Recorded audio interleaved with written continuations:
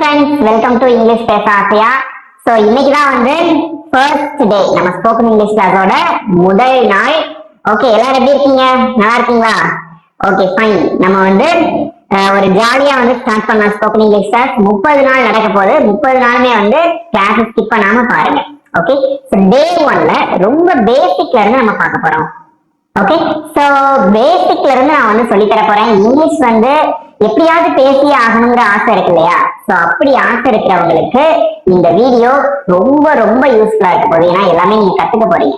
Okay, வீடியோக்குள்ள போறதுக்கு முன்னாடி அப்படியே லைக் பண்ணிக்கோங்க. இன்னொன்னு உங்க ஃப்ரெண்ட்ஸுக்கும் ஷேர் பண்ணுங்க. இந்த மாதிரி வந்து ஸ்போக்கன் இங்கிலீஷ் கிளாஸ் இருக்கு நம்ம சேனல்ல. 30 டேஸ் வந்து கண்டக்ட் பண்ண போறோம் அப்படிங்கறது எல்லாத்தையும் இன்ஃபார்ம் பண்ணுங்க. அவங்களுக்கு யூஸ்ஃபுல்லா இருக்கும். சப்ஸ்கிரைப் பண்ணாதவங்க சப்ஸ்கிரைப் பண்ணிக்கோங்க. ஓகே, ஸ்டார்ட் பண்ணலாமா? ஸ்போக்கன் இங்கிலீஷ் அப்படின்னு இருக்கு. ஓகே, சோ ஸ்போக்கன் இங்கிலீஷ் அப்படின்னா என்ன? நம்ம பேசணும். ஓகே, நம்ம வாயை திறந்து பேசணும். அப்பதான் ஸ்போக்கன் இங்கிலீஷ் வரும். அவன், அவள், நான், நீ, நீங்கள், இது எல்லாமே வந்து பெயர் தான் இல்லையா? இதெல்லாமே வந்து பெயர் சொல், அதான் சப்ஜெக்ட் அப்படின்னு சொல்லுவாங்க. ஓகே, அடுத்து வெர்ப் அப்படின்னா என்ன அர்த்தம்னா வினைச்சொல் அப்படின்னு தமிழ்ல சொல்லுவாங்க. ஓகே, சோ வெர்ப் அப்படின்னா ஒரு செயலை வந்து செய்யறது.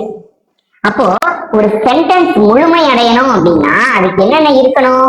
முதல்ல சப்ஜெக்ட், அதுக்கு அடுத்தது வெர்ப். ஓகே, யார் அந்த செயலை செய்யறாங்களோ அவங்க அந்த சப்ஜெக்ட், செய்யப்படுற செயல் வெர்ப், ரெண்டும் சேர்ந்ததுதான் ஒரு முழுமையான இங்கிலீஷ் வாக்கியம். ஓகே, ஒரு சென்டென்ஸ். அப்போ ஒரு சென்டென்ஸ் அப்படிங்கிறது சப்ஜெக்டும் வெர்பும் சேர்ந்ததுதான். இப்ப சப்ஜெக்ட்னா உங்களுக்கு என்னன்னு தெரிஞ்சிருச்சு, வெர்ப்னா என்னன்னு தெரிஞ்சிருச்சு. இன்னும் சுலபமா ஞாபகம் வைக்கணும்னா சப்ஜெக்ட் அப்படின்னா ஒரு செயலை செய்யறவங்க, வெர்ப் அப்படின்னா அந்த செயல். ஓகே, நினைச்சு நம்ம பயப்படவே கூடாது. என்னடா சப்ஜெக்ட் அப்படின்னு சொல்றாங்களே அப்படின்னு. சப்ஜெக்ட்னா என்னது? அது ஒரு பெயர் சொல், அவ்வளவுதான். ஓகே, என்னென்ன இருக்குன்னு பார்க்கலாமா ஒன் பை ஒன்னா? ஐ அப்படின்னா நான் அப்படின்னு அர்த்தம். வி நாங்கள்.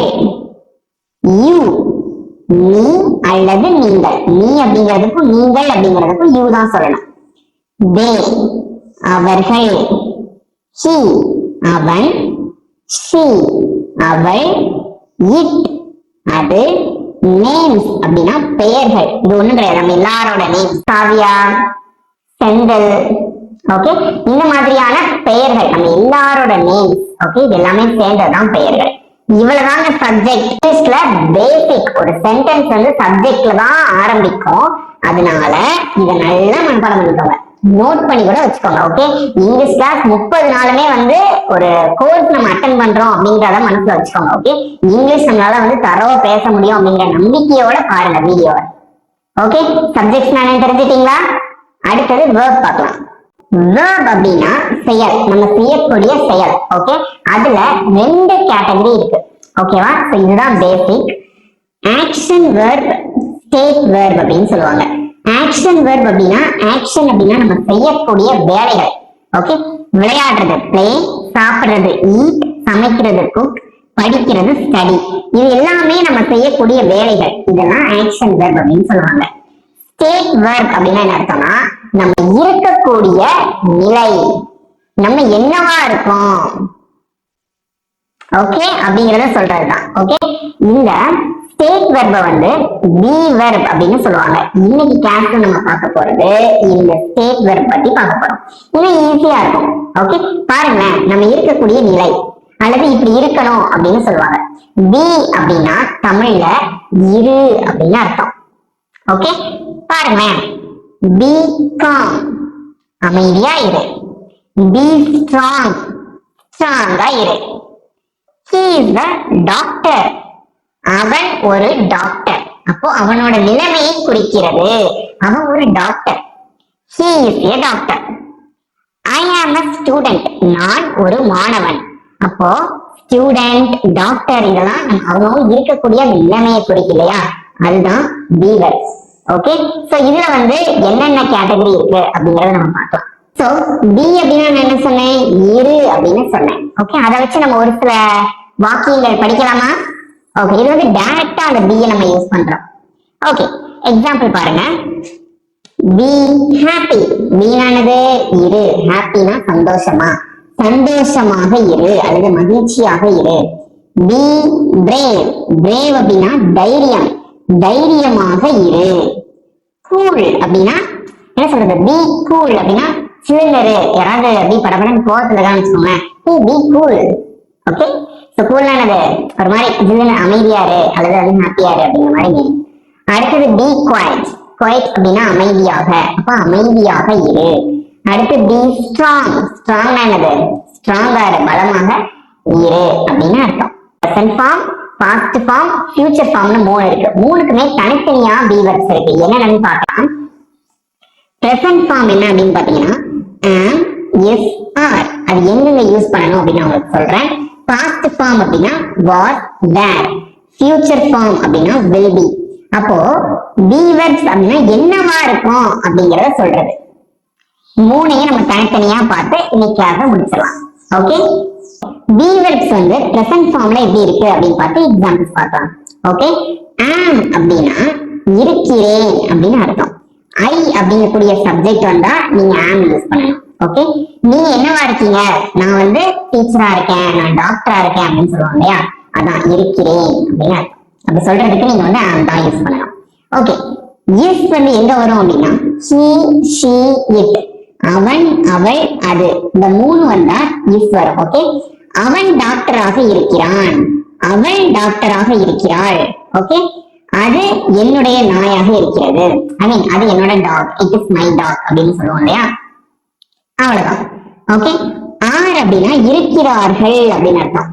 ஓகே, இது எதுக்கெல்லாம் வரும் அப்படின்னா சப்ஜெக்ட் வந்து தே, we, you. அவர்கள், நாங்கள், நீ அல்லது நீங்கள் பன்மையில சொல்லும் போது. ஓகே, இங்க பாருங்களேன், they are doctors. அவர்கள் டாக்டர்களாக இருக்கிறார்கள். we are doctors. நாங்கள் டாக்டராக இருக்கிறோம். இல்ல we are teachers. நாங்கள் ஆசிரியராக இருக்கிறோம். got it? ஓகே, எக்ஸாம்பிள்ஸ் பாருங்க. I am a teacher. நான் ஒரு ஆசிரியராக இருக்கிறேன். அப்போ I வந்ததுனால am யூஸ் பண்றோம், இருக்கிறேன். ஓகே, அடுத்தது he is a doctor. is நானது இருக்கிறான், he வந்ததுனால நம்ம is யூஸ் பண்றோம். Okay, he is a doctor. அவன் டாக்டராக இருக்கிறான். அடுத்தது you, you are a student. நீங்கள் மாணவர்களாக இருக்கிறீர்கள் அப்படின்னு நம்ம சொல்லணும். ஓகே, பாருங்க, you வந்ததுனால இருக்கிறார்கள், அதுக்கு are யூஸ் பண்ணணும். got it? you are a student. அப்போ நம்மளோட நிலைமை என்ன நிலைமை, நம்ம என்னவா இருக்கோம். got it? இப்போ அவன் என்னவா இருக்கான், அவள் என்னவாக இருக்கிறாள், நான் என்னவா இருக்கேன், நீங்க என்னவா இருக்கீங்க, இதெல்லாம் சொல்றதுக்கு தான் இப்போ பிரசன்ட்ல. ஓகே, இப்போ நாங்க இப்படி இருக்கோம். got it? அப்படின்னு சொல்றதுக்கு நீங்க வந்து am, is, are யூஸ் பண்ணணும். எது எதுக்கு யூஸ் பண்ண தெரிஞ்சுக்கிட்டீங்களா? இதே மாதிரி நீங்க எங்க இருக்கீங்கன்னு சொல்றது கூட நீங்க யூஸ் பண்ணலாம். இங்க பாருங்க, I am at home. I am அப்படின்னா நான் இருக்கிறேன். இன்னொன்னு உங்களுக்கு ஒரு முக்கியமான ஒரு விஷயம் சொல்றேன். இங்கிலீஷ்லயே மிக மிக சின்ன வாக்கியம், சின்ன சென்டென்ஸ் என்ன அப்படின்னு பாத்தீங்கன்னா I am தாங்க. I am அப்படின்னா நான் இருக்கிறேன் அப்படின்னு அர்த்தம். ஓகே, தெரிஞ்சுக்கோங்க. Okay, I am at home. நான் வீட்ல இருக்கேன்.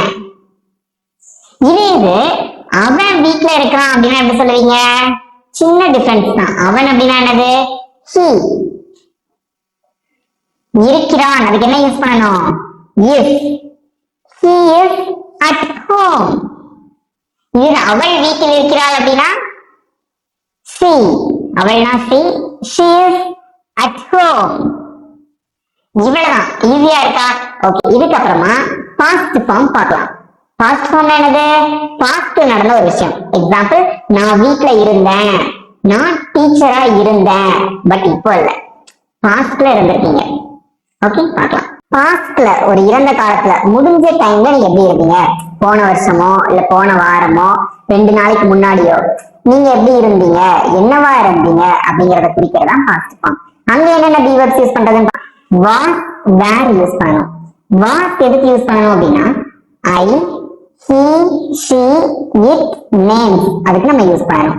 அதே மாதிரி were எங்க யூஸ் பண்ணணும் அப்படின்னா you, we, theyக்கு யூஸ் பண்ணணும். ஓகே, பாஸ்ட் ஃபார்ம்ல எப்படி வரும் அப்படின்னா நான் டீச்சரா இருந்தேன்.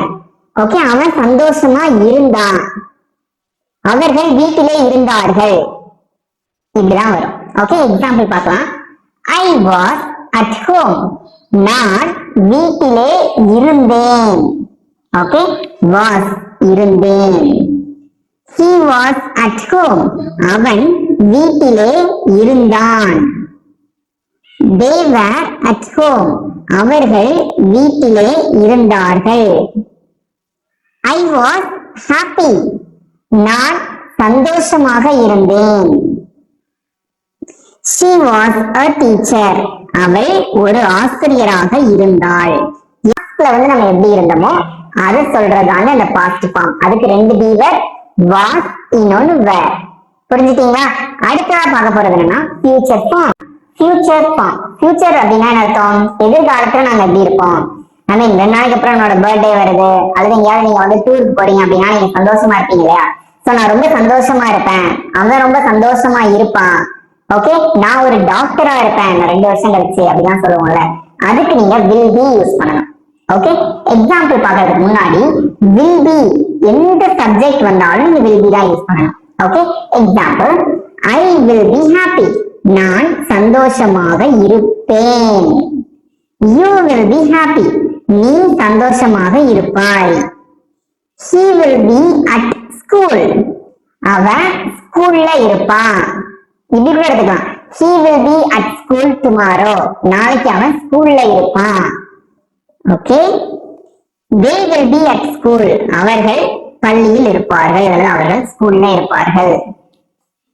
Okay, I will be a doctor. நான் டாக்டராக இருப்பேன். Got it? So futureல நீங்க என்னவா இருப்பீங்க, எங்க இருப்பீங்க, எப்படி இருப்பீங்க, அதை குறிக்கிறதுக்கு will be யூஸ் பண்ணணும். ஓகே, ஈஸியா இருக்குதா? ஓகே, இப்போ உங்ககிட்ட யாராவது இங்கிலீஷ்ல கொஸ்டின் கேட்டு அதுக்கு நீங்க இந்த be verb யூஸ் பண்ணி எப்படி ஆன்சர் பண்றது அப்படிங்கறத பார்க்கலாம். இப்போ உங்களை பார்த்து யாராவது கொஸ்டின் கேட்கறாங்கன்னு வச்சுக்கோங்க, be verb யூஸ் பண்ணி எப்படி நீங்க ஆன்சர் பண்றது அப்படிங்கறத பார்க்க போறோம். Okay, first question, where are you? நீ எங்க இருக்க அல்லது நீ எங்க இருக்கீங்க அப்படின்னு கேட்பாங்க இல்லையா? ஓகே, அதுக்கு எப்படி ஆன்சர் பண்ணலாம்? I am at home. am அப்படின்னா இருக்கிறேன், at home அப்படின்னா வீட்டில். ஸ்கூல்ல இருக்கீங்கன்னா I am at school. காலேஜ்ல இருக்கீங்கன்னா I am at college. Okay, இவ்வளவுதான். Next, are you happy? நீங்க சந்தோஷமா இருக்கீங்களா? Yes, ஆமா, I am happy. நான் சந்தோஷமாக இருக்கிறேன். What is this? இது என்ன? என் கையில இருக்கிறத எடுத்துக்கோங்க. இது என்ன அப்படின்னு இதை பார்த்து யாராவது கேட்கறாங்க. ஓகே, நான் ஆன்சர் பண்றேன். This is a marker. இது ஒரு மார்க்கர். இது ஒரு மார்க்கராக இருக்கிறது. Got it? How are you? நல்லா இருக்கீங்களா? I am fine. நான் நன்றாக இருக்கிறேன். இங்கிலீஷ்லயே வந்து ஒரு சின்ன வார்த்தை, ஐ மீன் வார்த்தைல ஒரு வாக்கியம் என்ன அப்படின்னு பாத்தீங்கன்னா I am தான். I am அப்படின்னா நான் இருக்கிறேன் அப்படின்னு அர்த்தம். I am fine. நான் நன்றாக இருக்கிறேன், அல்லது I am good. நான் நன்றாக இருக்கிறேன் அர்த்தம். ஓகே, இது அவன் நன்றாக இருக்கிறானா? How is he? அவன் எப்படி இருக்கிறான் அப்படின்னு கேட்கிறாங்கன்னு வச்சுக்கோங்களேன். He is good. அவன் நன்றாக இருக்கிறான். How is she? அவள் எப்படி இருக்கிறாள்? She is fine. அவள் நன்றாக இருக்கிறாள். இப்படிதான் ஆன்சர் பண்ணணும். ஓகே, சோ இதுதான் be verbs வந்து நல்லா கத்துக்கிட்டீங்க. சோ நீங்க என்னவா இருக்கீங்க, எங்க இருக்கீங்க, எப்படி இருக்கீங்க அப்படிங்கறத be verb யூஸ் பண்ணி பேசி பிராக்டிஸ் பண்ணி பாருங்க, ரொம்பவே ஈஸியா இருக்கும். ஓகே, இன்னைக்கு நம்ம பார்த்த கிளாஸ் எப்படி இருந்தது? be verbs ஈஸியா இருந்ததா? இதை நல்லா பிராக்டிஸ் பண்ணுங்க. இப்போ உங்களுக்கான கொஸ்டின், நான் போர்ட்ல இப்போ ஒரு கொஸ்டின் எழுதி போடுறேன், அதுக்கான ஆன்சரை வந்து காமெண்ட்ல சொல்லுங்க. ஓகே ஃப்ரெண்ட்ஸ், இப்போ உங்களுக்கான கொஸ்டின், நான் சந்தோஷமா இருக்கேன். இது பிரசன்ட்ல. நான் சந்தோஷமா இருந்தேன். இது பாஸ்ட்ல. நான் சந்தோஷமாக இருப்பேன். இது ஃபியூச்சர்ல. ஓகே, இதுக்கு எப்படி இங்கிலீஷ்ல சொல்லுவீங்க? உங்களோட ஆன்சரை வந்து காமெண்ட்ல போஸ்ட் பண்ணுங்க. ஓகே ஃப்ரெண்ட்ஸ், இதை வந்து உங்க ஃப்ரெண்ட்ஸ்க்கு ஷேர் பண்ணுங்க. எப்பவுமே ஒரு விஷயத்தை வந்து நம்ம இன்னொருத்தரோட ஷேர் பண்ணி படிக்கும் போது ஈஸியா இருக்கும். ஓகே, நல்லா பிராக்டிஸ் பண்ணிட்டு வாங்க. டே 2 கிளாஸ் வந்து இதே மாதிரி தான், அதுவும் இன்ட்ரெஸ்டிங்கா இருக்கும். ஓகே, அதுலயே நம்ம ஒரு முக்கியமான டாபிக் பார்க்கலாம். இந்த வீடியோ உங்களுக்கு பிடிச்சிருந்தது அப்படின்னா மறக்காம ஒரு லைக் பண்ணிக்கோங்க, உங்க ஃப்ரெண்ட்ஸ்க்கும் ஷேர் பண்ணுங்க. நம்ம சேனலை இன்னும் சப்ஸ்கிரைப் பண்ணாதவங்க சப்ஸ்கிரைப் பண்ணிக்கோங்க. எல்லாத்துக்கும் ஒரு முக்கியமான விஷயம், யாராவது உங்ககிட்ட வந்து இங்கிலீஷ் கத்துக்கணும் அப்படின்னு சொன்னாங்கன்னா கண்டிப்பா இந்த கோர்ஸ் வந்து அவங்களுக்கு ரெஃபர் பண்ணுங்க. இந்த மாதிரி 30 days கிளாஸ் இருக்கு, அதுல வந்து கத்துக்கலாம் அப்படின்னு சொல்லிட்டு நம்ம சேனல் வந்து ரெஃபர் பண்ணுங்க. Okay friends, thank you.